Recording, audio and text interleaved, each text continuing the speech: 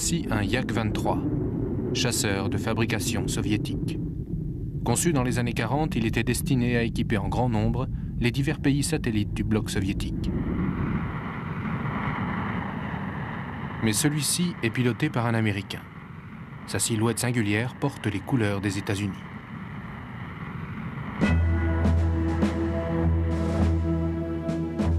Cette histoire, incroyable mais vraie, se passe en 1953. Dans le plus grand secret, ce Yak-23 de fabrication soviétique est enlevé d'un pays communiste de l'Europe de l'Est, essayé en vol aux États-Unis et retourné à ses propriétaires légitimes qui n'ont même pas remarqué son absence. Les examens et les essais top secrets ont lieu à la base de Wright-Patterson dans l'Ohio. Des gardes armés surveillent 24 heures sur 24 la zone d'accès réglementée pendant que quelques spécialistes travaillent à dévoiler tous les secrets de l'appareil. L'avion a été assemblé pièce par pièce. Et à la fin des essais en vol, il est redémonté et emballé exactement comme il a été reçu. Toute erreur dans l'emballage des pièces compromettrait certainement l'opération et mettrait certaines vies en danger.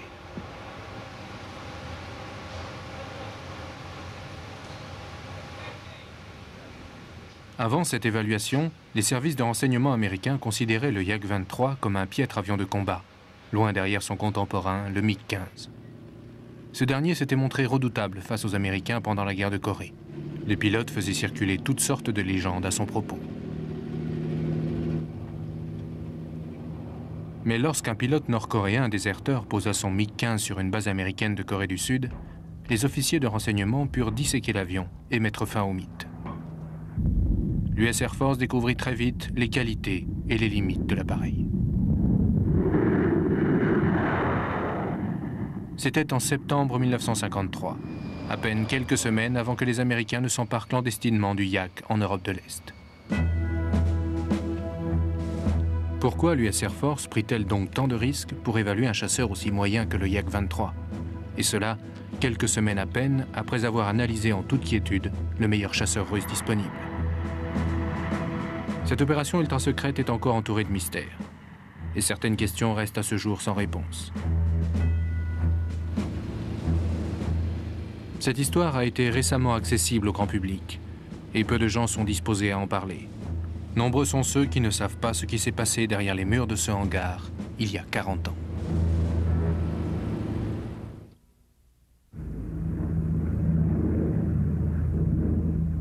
Voici un C-124 Globemaster, le gros avion cargo qui servit à embarquer le Yak-23 hors de l'Europe de l'Est.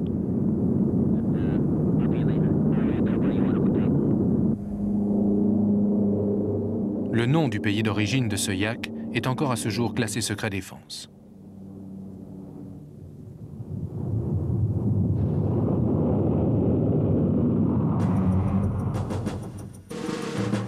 L'histoire débute au cœur de ce mystère. À la mi-octobre 1953, deux agents de renseignement d'un pays des Balkans prennent contact avec l'ambassade des États-Unis. Ils apportent des informations susceptibles d'accroître la tension Est-Ouest pendant la guerre froide.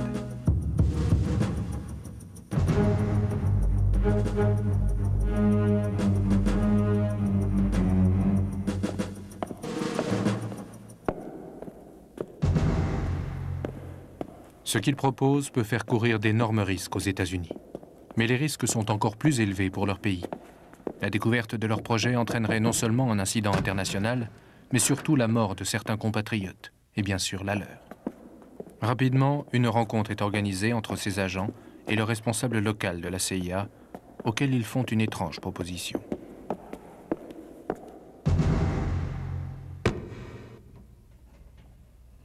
Ils prétendent qu'un Yak-23 de fabrication soviétique, qui devait traverser par voie ferrée leur pays à destination d'un pays voisin, est en leur possession. L'avion est emballé dans des caisses. Ils demandent si les Américains désireraient le transporter aux États-Unis pour procéder à des essais en vol, puis le ramener dans ces caisses comme s'il n'en était jamais sorti. Le succès de l'opération repose sur une condition essentielle. Les Américains ne doivent laisser aucune trace de la manipulation. Ces derniers acceptent la proposition, et avec l'approbation de l'US Air Force, l'appareil est chargé à bord d'un C-24 à destination des États-Unis.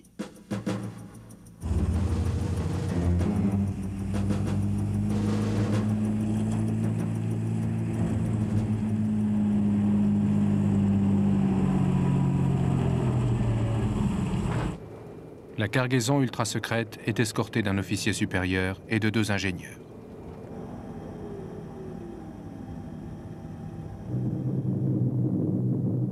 Destination, la base de Wright-Patterson, où les compétences de l'ATIC, le Centre de renseignement technique de l'air, seront mises à l'épreuve.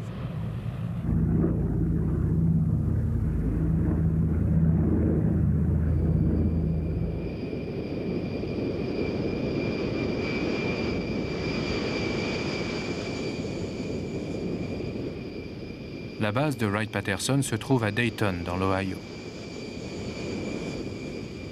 Cet avion cargo se pose aujourd'hui dans les traces du C-124 qui transportait le Yak soviétique il y a plus de 40 ans.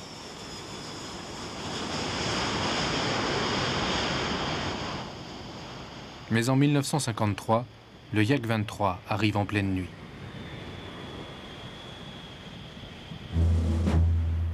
À 2 h du matin, le C-124 est remorqué dans ce grand bâtiment, le hangar 145. Les caisses sont déchargées et le Yak est assemblé entre ces 4 murs, sous haute surveillance. Seuls quelques hommes du Centre de renseignement technique de l'air ont accès au hangar. Vic Bilek fait partie de ces ingénieurs. Il est aussi une des rares personnes qui ait accepté de parler de cette opération ultra secrète.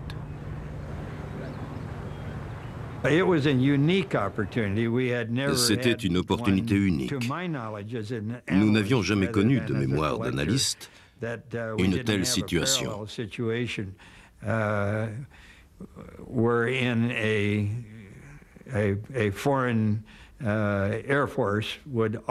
Une force aérienne étrangère qui nous donne l'opportunité de nous laisser voir un de ces avions à domicile aux États-Unis, en plein cœur de nos installations de recherche, et de pouvoir lui faire subir tous les tests avec nos instruments de mesure, ici, au lieu d'aller improviser quelque chose sur une base européenne.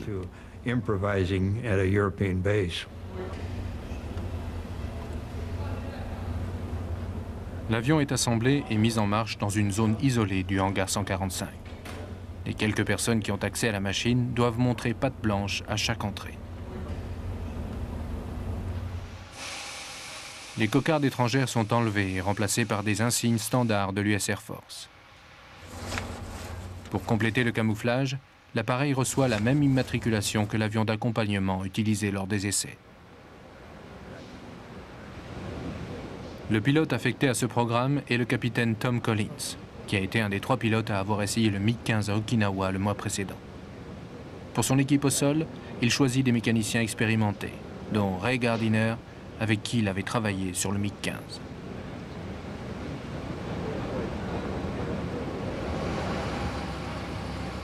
À la première inspection, on découvre que les pneus du train principal sont hors d'usage. Ils sont tellement usés que Tom Collins ne pourrait effectuer plus d'un décollage et un atterrissage sans qu'il n'éclate. Les renseignements techniques de l'air appellent immédiatement la firme Goodyear et demandent la livraison pour le lendemain de 2 pneus neufs identiques. Un moment plus tard, un des dirigeants de Goodyear rappelle. « Nous serions ravis de faire une belle affaire en vous fabriquant des pneus spéciaux en une nuit, dit-il, mais il se trouve que nous fabriquons déjà les pneus que vous nous décrivez pour le F-94B. » Stimulé par ce coup de chance, l'équipe de Collins fait immédiatement venir un jeu de pneus neufs et les monte sur l'avion. Le cockpit du Yak-23 apparaît petit comparé à la plupart des avions américains. Le pilote est assis au niveau du bord d'attaque de l'aile, ce qui limite la visibilité sur les côtés, en partie masquée par la voilure. La visibilité en général est jugée très moyenne. Pour les Américains, le Yak-23 n'a rien de sensationnel. C'est effectivement un avion simple. Mais sa rusticité en fait d'une machine facile à piloter et très appréciée des Russes et des Européens de l'Est. Bien que sa production ait cessé en 1950, le Yak-23 sert encore abondamment dans les pays satellites du bloc soviétique. En cas d'hostilité, les forces aériennes occidentales seraient sans aucun doute amenées à lui faire face. Aussi, pendant la guerre froide, aucun avion russe, y compris le plus médiocre, n'est pris à la légère par les militaires du bloc occidental.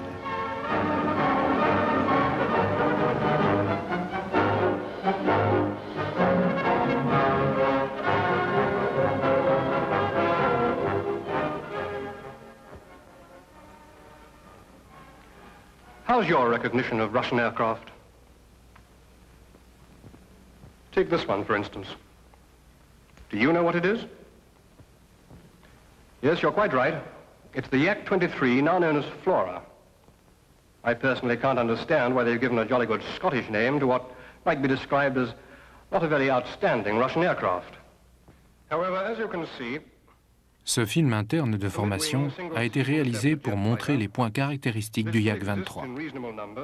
L'un d'entre eux mérite une attention particulière. An interesting point is that Flora uses the Soviet production version of the Rolls-Royce Derwent turbojet that was originally sold to them in 1947.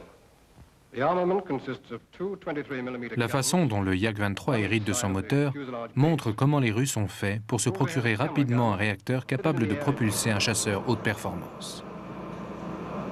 En 1947, le gouvernement britannique fournit à l'Union soviétique 25 turboréacteurs Rolls-Royce Nini et 30 Rolls-Royce Derwent. À l'époque, ils offrent une puissance et une fiabilité bien supérieures aux réacteurs mis au point en Union soviétique. Dès leur arrivée en Russie, les moteurs sont immédiatement copiés et de nouvelles versions apparaissent, le RD500 et le RD45. Peut-être est-ce un manque de prudence de la part des fournisseurs anglais, toujours est-il que la technologie occidentale permet de faire progresser subitement l'aviation soviétique. Grâce aux ingénieurs de chez Rolls-Royce, les techniciens russes peuvent construire des réacteurs enfin aptes à propulser leur nouvelle génération de chasseurs. En particulier, le RD45 va assurer l'avenir d'un prototype de chasseur ultramoderne mais encore largement sous-motorisé, le futur MiG-15.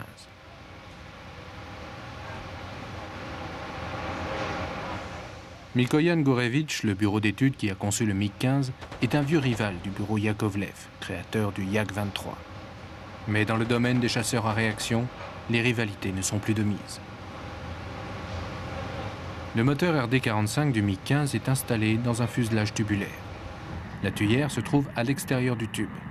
Les gaz d'échappement brûlants n'entrent donc en contact avec aucune partie du fuselage. En revanche, le Yak-23 semble avoir été conçu sans souci particulier des lois de l'aérodynamique. Son moteur est le RD500, tout aussi puissant, mais le nez allongé, haut et épais alourdit l'avant de l'appareil, déjà déformé par le décrochage au niveau de la sortie du moteur. Plus important, le Yak-23 avec sa voilure droite ne permet pas d'atteindre la vitesse et les performances de l'aile en flèche du MiG-15.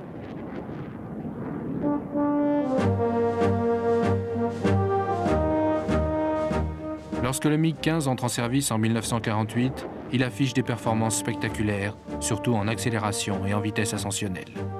La version soviétique du réacteur Rolls-Royce permet à l'avion de dépasser les 1000 km/h.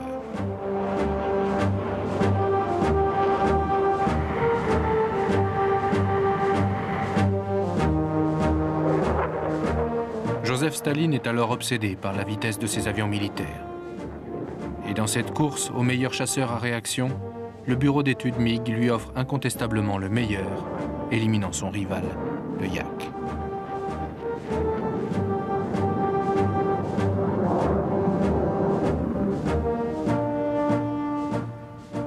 Mais pendant la Seconde Guerre mondiale, la situation était inversée.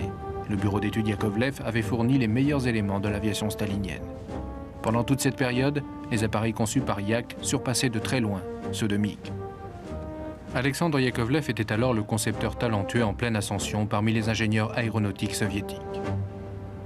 Et en 1938, Joseph Staline lui demande de construire un avion d'appui tactique dont les performances au combat doivent dépasser de loin tous les avions alors en service dans l'armée rouge. Yakovlev, qui n'a jamais conçu d'avion de combat, s'engage à fournir un prototype dans l'année.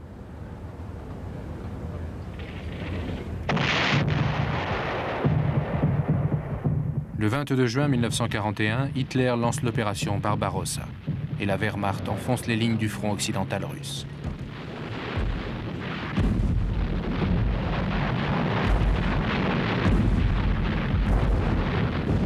Au cours des premiers mois de l'invasion, l'aviation de l'armée rouge perd près de 70% de ses appareils.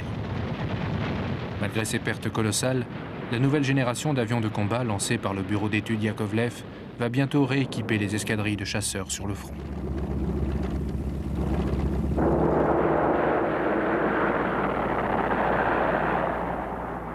Le Yak-1 manque de puissance et son armement est faible face aux appareils exceptionnels de la Luftwaffe. Mais le dernier Yak-3 se montre à la hauteur des Messerschmitt allemands. Quand les pilotes russes finissent par dominer leurs craintes de la Luftwaffe, ils perfectionnent rapidement leur capacité au combat. Les performances du Yak-3 offrent aux pilotes une agilité que n'avaient jamais eu les chasseurs soviétiques précédents.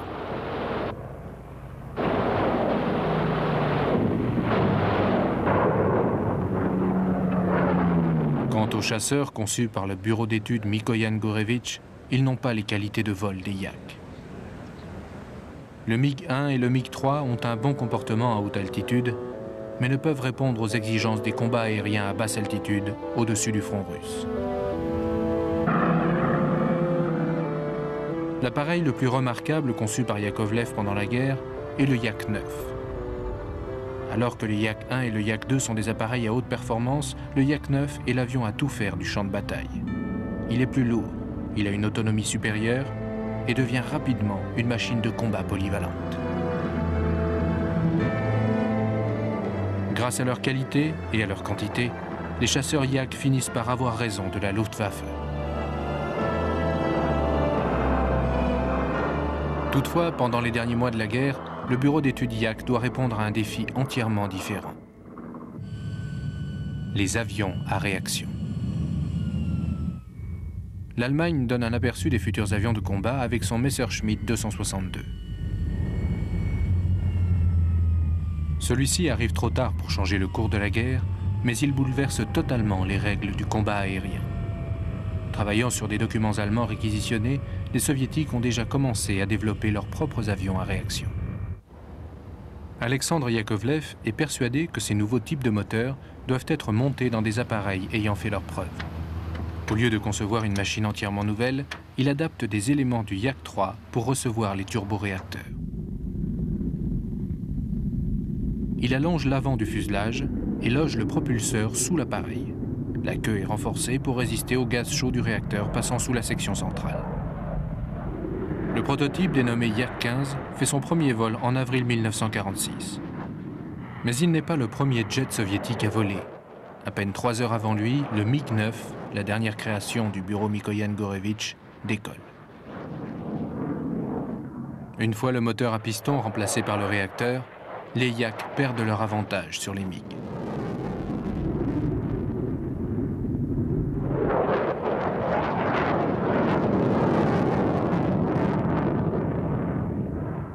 Au mois d'août de cette année-là, le peuple russe découvre pour la première fois les avions à réaction à la fête aérienne de Tushino. Les États-Unis ont compris que Staline, leur ancien allié, est devenu le nouvel adversaire dans une nouvelle forme de conflit.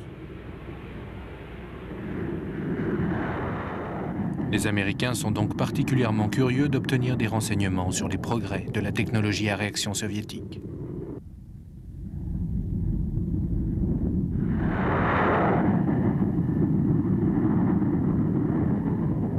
Le service de renseignement technique de l'air est un département d'analyse de l'US Air Force créé pendant la Seconde Guerre mondiale pour évaluer le matériel aéronautique allemand. La majeure partie des informations récupérées va servir au développement des avions d'après-guerre. Mais à cette époque, la collecte des renseignements est réorientée vers l'Union soviétique. Et les informations sur la technologie soviétique sont difficiles à obtenir.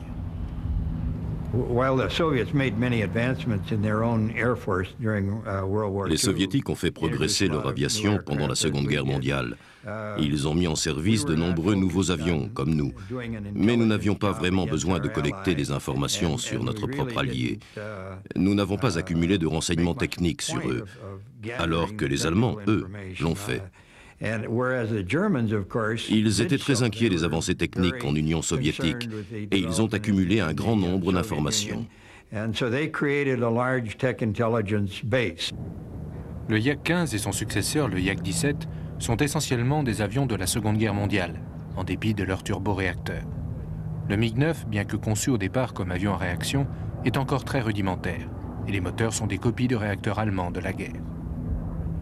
Le service de renseignement de l'air met la main sur les archives allemandes concernant l'état d'avancement des technologies soviétiques, ce qui permet aux analystes de faire des estimations raisonnables sur les capacités techniques des Russes juste après la guerre. Mais cela n'a rien de rassurant.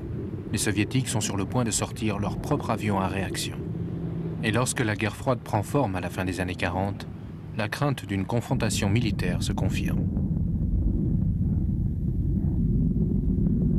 We were real concerned about the Soviet advancements. Nous étions très inquiets des progrès soviétiques dans le domaine de la réaction, des radars et des autres équipements de communication, des systèmes de commandement et de contrôle qu'ils pouvaient utiliser contre nous.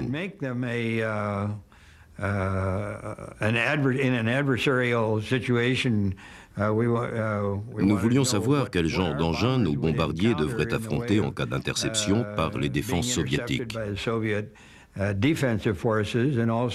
Et aussi, nous tenions à connaître les capacités offensives des Soviétiques au cas où ceux-ci tenteraient de bombarder les États-Unis.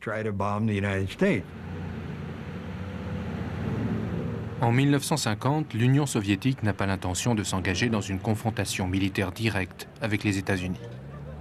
La bataille idéologique entre les deux grandes puissances mondiales va se dérouler par petits États interposés dans le monde entier.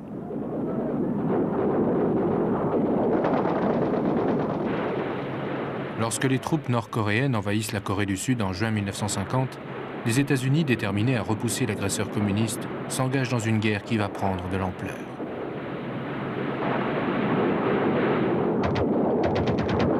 L'Union soviétique n'entrera jamais officiellement dans le conflit, mais les États-Unis et ses alliés vont sentir sa présence indirectement.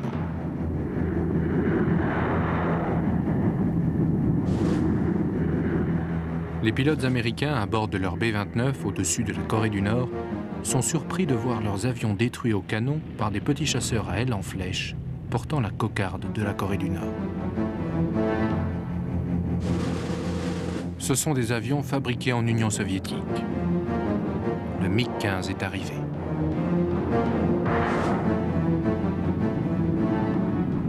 Ces nouveaux chasseurs sont bien supérieurs à toute machine évoluant dans le ciel de Corée du Nord.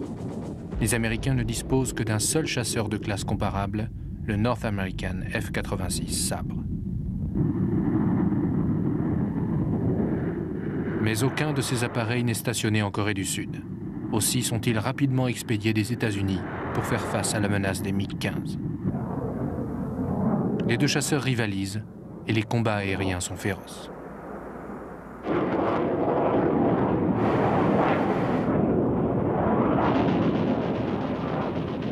Alors que la bataille aérienne fait rage, le service de renseignement de l'air fait de son mieux pour distinguer le vrai du faux à propos du MiG-15.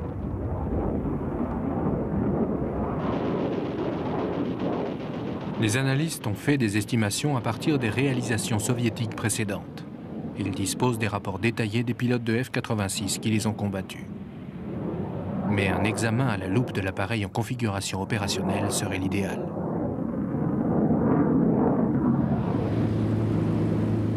En septembre 1953, l'opportunité se présente.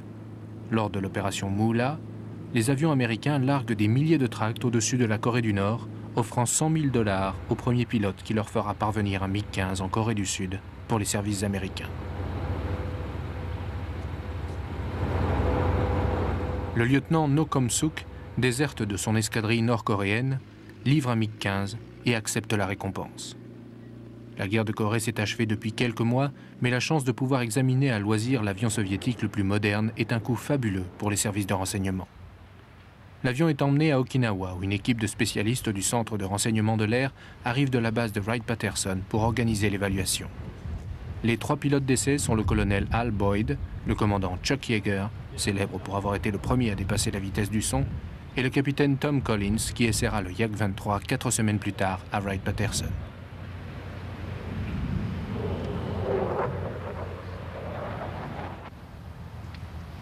Collins est le premier à voler à bord du chasseur soviétique. Tout le domaine de vol du MiG-15 est exploré. On établit des comparaisons précises avec le F-86.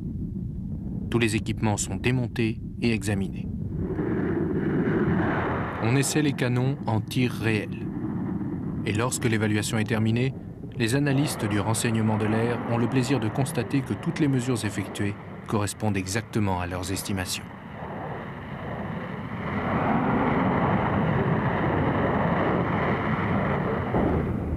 Bien entendu, ces informations sont classées top secret. La précision de ces évaluations restera secrète pendant des années afin de ne pas divulguer aux soviétiques l'acuité des techniques d'enquête du service de renseignement de l'air.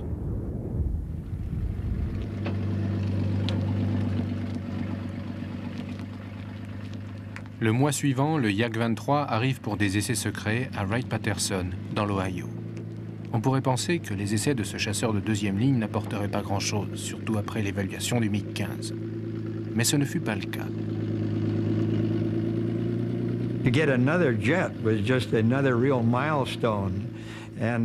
L'obtention d'un deuxième jet fut une véritable aubaine, et nous avons appris que le Yak-23 était une machine de remplacement. Ils étaient un peu sceptiques sur la conception à aile en flèche du MiG-15. C'est pourquoi ils ont procédé au développement parallèle d'un avion plus classique, le Yak.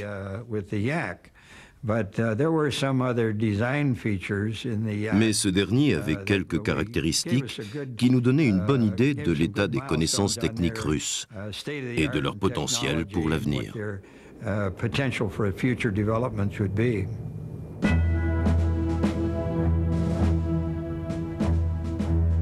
Garder une telle opération secrète n'est pas chose facile. Le hangar 145 est situé dans une zone très active. Mais les plus gros dangers résident dans le déballage et le réemballage de l'avion. À la première ouverture des caisses, un photographe prend des clichés du positionnement exact de chaque pièce avant qu'elle ne soit déballée. Le réemballage correct sera une question de vie ou de mort pour ceux qui ont détourné l'appareil. Le travail des mécaniciens, déjà très délicat, est rendu encore plus difficile par ces précautions.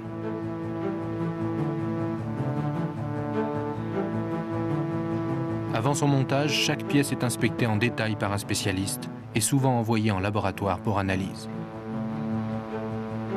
Chaque information a son importance, aussi petite soit-elle.